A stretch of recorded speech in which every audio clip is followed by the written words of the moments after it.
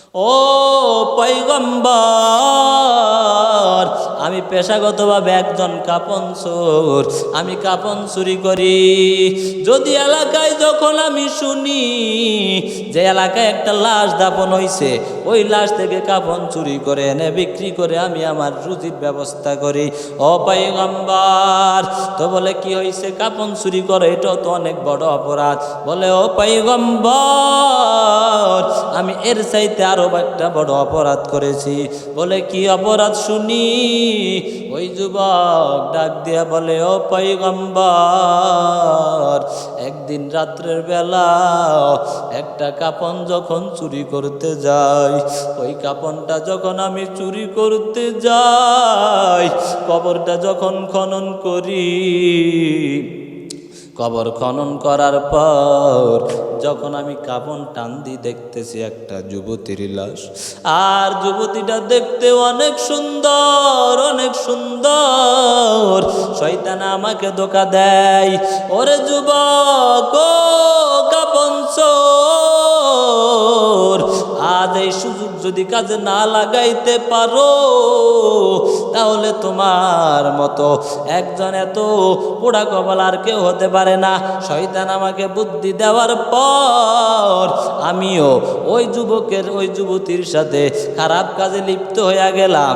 ওই যুবতীর সাথে খারাপ কাজে লিপ্ত হওয়ার পর আমি আমার যৌন চাহিদা মেটানোর পর আমি আস্তে আস্তে যখন চলে আসব, আমি যখন চলে আসতেছি, আমার মনে হয় যুবতীটা পিছন দিয়া ডাক দেয়, বলে ও যুবক।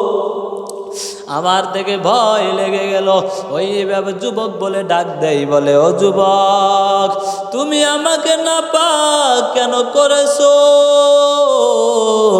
কাল কিয়ামতের ময়দানে সবাই উঠবে পবিত্র অবস্থায়, আর তুমি আমাকে নাপাক করে থুয়ে গেছ। ওরে যুবক, আমার সর্বনাশ কেন করলি রে যুবক? তুই কি আল্লাহকে ভয় করো না? ও পয়গম্বর, তখন থেকে আমি যখন বাড়িতে আসি, পানি পান করতে যাই, কেমন যেন পানি আমাকে বলে তুই বড় অপরাধী, আমাকে পান করিস না। খানা খাইতে যাই, খাবার খাইতে যাওয়ার পর কেমন যেন খাবার বলে তোর মতো বড় অপরাধী খাবার খাস না। কেমন যেন আমাকে এমন বলে। ও পয়গম্বর, আল্লাহ কি আমাকে মাফ করবে কিনা? এই ঘটনা আল্লাহর নবীর কাছে বলার পর আল্লাহর নবী বলে, ও যুবক, এমন কাজ কি কোনো মানুষ করতে পারে? এই কথা বলার পর ওই যুবকের আর বুঝতে বাকি নাই। আমার মনে হয় আমার আল্লাহ মাফ করবে না। এই জন্য যুবক ওখান থেকে চলে আসে। নবী যখন এটা বলছে, কোনো কাজ কি এমন কাজ কোনো মানুষে করতে পারে নাকি? এটা বলার পরে ওই যুবক ওখান থেকে চলে আসে। পাহাড়ের চূড়ায় উঠে ওই যুবক আল্লাহর কাছে কান্না করে, ও দয়ার মালিক, তোমার মতো রহমান আর কেউ নাই। ও আল্লাহ, দুনিয়াতে নবীও আমাকে ফিরাইয়া দিছে। ও আল্লাহ, তুমি যদি আমারে ফিরাইয়া দাও, ও আল্লাহ, আমার আর কেউ নাই। আল্লাহর কাছে যুবক পাহাড়ের চূড়ায় দাঁড়ায় উঠে এইভাবে কান্না করতেছে, ও আল্লাহ, আমার মতো বড় জালেম আর কেউ নাই। যুবক দাঁড়ায় উঠে এইভাবে যখন কান্না করে, আর সাইয়্যিদুল ইস্তেগফার পড়ে যুবক কান্না করে। এইভাবে কান্না 1 দিন 2 দিন 3 দিন, এইভাবে যখন 40 দিন হয়ে যায়, ওই যুবক আল্লাহর কাছে কান্না করতে 40 দিন হয়ে যাওয়ার পরে আল্লাহ পাক রব্বুল আলামিন জিব্রাইল আমিনকে পাঠায়া দেয়, বলে ও জিব্রাইল যাও আমার নবীর কাছে যাও, নবীর কাছে যায়া বলবা ও পয়গম্বর আপনি বলেন আসমান এই জমিন, আসমান জমিনকে সৃষ্টি করেছেন, এইভাবে প্রশ্ন করবা। ওই জিব্রাইল আমিন নবীর দরবারে এসে বলে ও পয়গম্বর আল্লাহ পাক আমাকে আপনার কাছে পাঠাইছে। আল্লাহ পাক জিজ্ঞাসা করতে বলছে আসমান জমিন কে বানাইছে? আমার আপনার নবী বলে আল্লাহ বানাইছে। ওই জিব্রাইল আমিন আবার বলে ও পয়গম্বর মানুষের হায়াত মৌতের মালিককে? বলে আমার আল্লাহ। বলে মানুষদেরকে খাওয়াই কে? বলে আমার আল্লাহ। রিজিক দেয় কে? বলে আমার আল্লাহ। জিব্রাইল আমিন বলে ও পয়গম্বর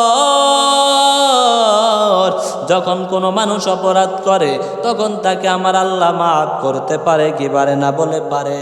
বলে আপনি যেই যুবককে তাড়াইয়া দিছেন আমার আল্লাহ আমাকে পাঠাইছেন আপনাকে বলতে, ও পয়গম্বর আপনাকে বলতে পাঠাইছেন আল্লাহ পাক ওই যুবকের তওবা আমার আল্লাহ কবুল করে নিছে। আপনি যান, আপনি সাহাবায়ে কেরামদেরকে যুবকের কাছে পাঠান, বলেন যে তাকে আল্লাহ মাফ করে দিছে।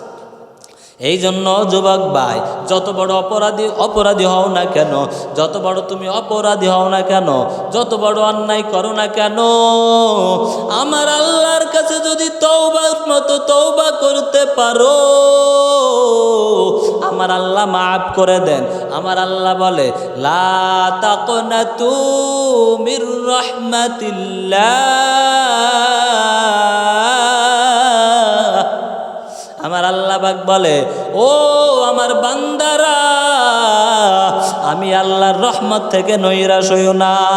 বান্দা তুমি যত বড় অন্যায় করো না কেন আমার আল্লাহর রহমত থেকে তোমার অন্যায় বড় না। বান্দা তুমি যত বড় গুনাহ করো না কেন আমার আল্লাহ রহমত থেকে বড় না। অতএব বান্দা আল্লাহর কাছে মাফ চাও, কারণ আমার আপনার নবী বলেন আত্তাইবু মিনাজ যামবি কামাল্লা যামবালাহু। তওবাকারী ব্যক্তি ওই ব্যক্তির মতো যেই ব্যক্তির কোনো গুনাহ নাই। যেই বান্দা আজ দুনিয়াতে যেই বাচ্চা শিশু জন্মগ্রহণ করেছে নবী বলে ওই বাচ্চা যেমন নিষ্পাপ, যেমন তার কোনো গুনাহ নাই। নবী আমার বলে যেই বান্দা তওবা করে আল্লাহ পাক রব্বুল আলামিন ওই বান্দাকেও ওই বাচ্চার মতো নিষ্পাপ বানায় দেয়। ইয়া ইলাহি তু মেরা মাবুদ হায়, ইয়া ইলাহি তু মেরা মাশুক হায়, ইয়া ইলাহি মুঝসে মুঝকো দূর কর, তাকে দেখো মুঝে মে তুঝকো এক নজর। এই জন্য আল্লাহর কাছে তওবা করো। আল্লাহর কাছে যদি খাটি দিলে তওবা করতে পারো আমার আল্লাহ মাফ করতে দেরি করবে না। আল্লাহর নবী একবার সাহাবায়ে কেরামদেরকে বনি ইসরাইলের ঘটনা শুনান। হাদিসে আসছে ওই বনি ইসরাইলের এক বান্দা, এক যুবক ৯৯টা খুন করার পরে ওই যুবকের মনের মধ্যে আল্লাহর ভয় চলে আসছে। ওই যুবক একজন আবেদের কাছে যায় বলে ও আবেদ আমি এইভাবে হত্যা করেছি, খুন করেছি। বলে কয়টা? বলে ৯৯টা। আবেদ বলে এটা আবার কেমনে সম্ভব? বলে হ্যাঁ ৯৯টা খুন করছি। ও আবেদ আমার ক্ষমার দরজা আছে কিনা? আল্লাহ পাক আমাকে মাফ করবে কিনা? ওই আবেদ বলে এতটা যদি তুমি খুন করে থাকো আল্লাহ তোমারে কিভাবে মাফ করবে? আল্লাহ ওই যুবকটা এই কথা শোনার পরে আর সহ্য করতে পারে নাই, সাথে সাথে ওই বান্দাকেও দুনিয়া থেকে বিদায় করে দেয়। এখন মোট ১০০টা খুন করছে। কয়টা? ১০০টা খুন করার পরে এইবার যুবকের মনে আবারও ভয় চলে আসলো। এতদিন ছিল ৯৯টা, এখন আবার আরেকটা বেড়ে গেল। ওই যুবকের মন মানে না। যুবক সামনে আরেকজন আলেমের কাছে যায় বলে ও আলেম এইভাবে হত্যা করেছি, একটা না দুইটা না 100টা খুন করেছি, আমার কোনো ক্ষমার দরজা আছে কিনা, আল্লাহ আমারে মাফ করবে কিনা। ওই আলেম ডাক দিয়া বলে, তুমি যত বড় অন্যায় করো না কেন আমার আল্লাহ মাফ করবে, তবে এলাকার পরিবেশে তুমি থাকতে পারবা না, অমুক এলাকায় চলে যাও, ওখানে যাইয়া তুমি আল্লাহর কাছে মাফ চাও, ওখানের পরিবেশ ভালো, ওখানে তুমি চলে যাও। ওই যুবক ওই এলাকার জন্য যাওয়ার জন্য ওই এলাকায় যাবে, এলাকায় যাওয়ার জন্য যখন রওনা দেয়, ওই বান্দার ওই যুবকের ওই পর্যন্ত হায়াত ছিল, ওই যাইবে এখনো যাওয়া যখন রওনা দিতেছে, হঠাৎ করে আজরাইল এসে তার রূহটা কবজ করে নেয়।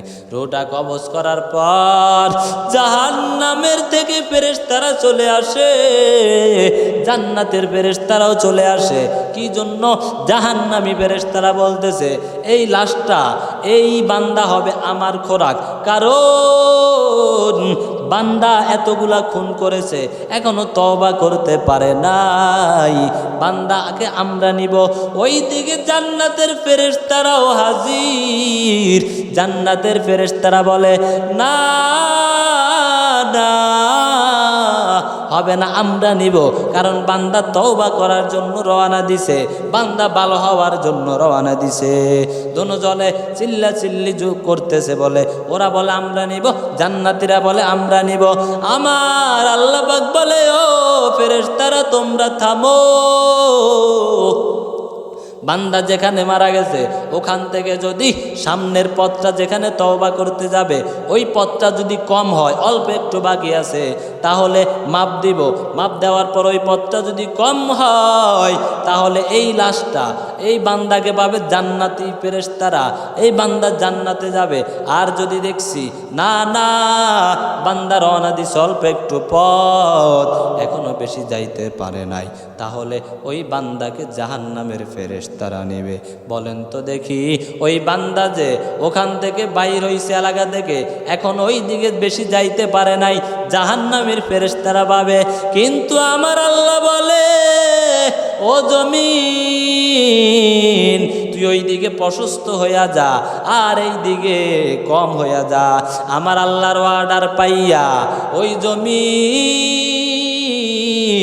ওই যে বান্দা যেই দিকে তওবা করতে যাবে, যে এলাকায় বান্দা যাইতেছে ওই এলাকায় যে যাবে, ওই দিকে জমিনটা সংকীর্ণ হইয়া গেল, আর যেই বান্দা যেই দিক থেকে আসছে ওই দিকে বেশি হয়ে গেছে। যখন তারা মাপ দিছে, মাপ দেওয়ার পর এখন দেখতেছে ওই লাশটাকে, ওই বান্দাকে জান্নাতি ফেরেশতারা পেয়ে গেছে। এই জন্য বান্দা তওবা করো, তওবাকারী বান্দাকে আমার আল্লাহ পছন্দ করেন। দেখো এই বান্দা এতগুলো হত্যা করার পরেও যদি মাপ পাই, তুমি আমি তো এতগুলো হত্যা করি নাই, এতগুলো খুন করি নাই, আল্লাহর কাছে যেই গুনাহ করছো না কেন, আল্লাহর কাছে মাপ চাও, আমার আল্লাহ তোমাকে মাফ করে দিবে।